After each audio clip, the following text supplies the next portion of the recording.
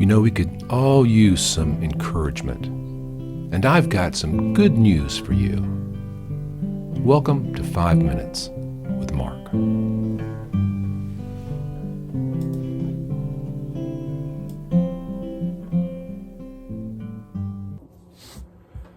Well, greetings, friends, and welcome back to 5 Minutes with Mark. We're here in the Gospel of Mark, chapter 13. We're going to pick up at verse 5. Now, this is the beginning of what is known as Jesus' Olivet Discourse. It's the apocalypse of Jesus describing the end times and the things that are going to happen, the things we need to know about it. So, remember, the disciples have asked, how will we know? What are the signs? When will these things happen? Jesus says this. And Jesus, answering them, began to say, "Take heed that no one deceives you. For many will come in my name, saying, I am he, and will deceive many.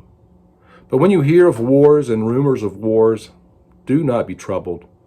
For such things must happen, but the end is not yet.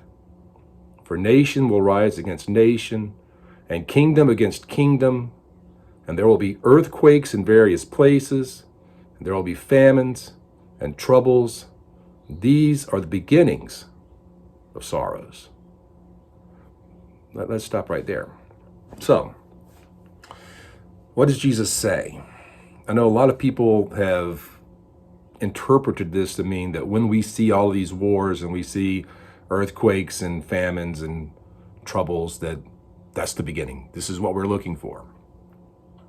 I think what Jesus is saying is, first of all, don't be deceived. Take heed that no one deceives you, because that's the biggest issue. And what is our enemy good at? He's good at deception. That's really his number one tool. He deceives us in so many ways. Jesus says there are going to be a lot of people that come and say, I'm the Messiah. I'm the returning Christ. I've come. He said, but it's not me. You'll know it's Jesus when he returns. There's not going to be any question about that. He says, don't be deceived. I think that goes even deeper for us in our cultural reality, especially here in the West. Don't be deceived. I think we've been lulled to sleep in a lot of ways. I think that we have bought into a Christless church in a lot of ways. I think that Christianity in North America especially has really lost its way because we're focused on us. Bless me, Lord. I will receive this. I will do this. I will gain this. I will be this. We have a Christian humanism that's really evident if you step back and look at it. Jesus says, don't be deceived. It's very interesting. I was listening to Leonard Ravenhill just the other day. He was a great evangelist. And he was saying, the last word of Jesus to his apostles was go into all the world and make disciples. But if you go to Revelation, you look at the letters to the 7 churches, the last word that Jesus gives to his church is repent, repent, repent. 5 times he says, repent to the church. I think that's the message that we need to be looking at. I think the desire to take the gospel into the world is a great one. I think many people are called to do that. But I think as a whole, as a body, we need to be about getting past the deception and repenting.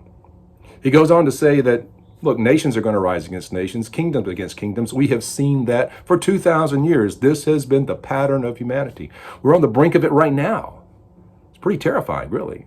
And in a way, we're in a war already. It's an information war where the ones and zeros are being manipulated to control us. It's really a weird time to be alive and a kind of a frightening time. Don't be deceived. These things will happen. There'll be earthquakes in various places. We just saw 2 horrible earthquakes in Turkey. These things are going to happen. Is this a sign that Jesus' return is imminent? Well, Jesus says, when you see these things, no. It's just the beginning of sorrows. There'll be famines. We see famines all the time. There'll be troubles. But these are the beginnings of sorrows. Literally, that Greek word means the beginning of birth pangs. And I think that's the picture that we're supposed to have of how time winds down, how the culmination of these things happen. Because like birth pangs, as we approach the end, those get closer and closer together and more intense until finally the child is born. So where are we today? Well, I don't know. I do know that we need to be living with our eyes open and take heed that no one deceives us. That's the first word Jesus says in this discourse, in this teaching on the end of times. Take heed that no one deceives us. And in order to do that, we have to take some honest self-reflection. Am I deceived? We need to step back and look at things on a larger scale and say, is this holy or is this worldly? And we need to press into the Spirit of God and say, Lord, reveal my heart to me that I may know I'm right with you. That is the beginning of all of it for all of us. It's not about figuring out when and how. It's about figuring out, am I where I need to be?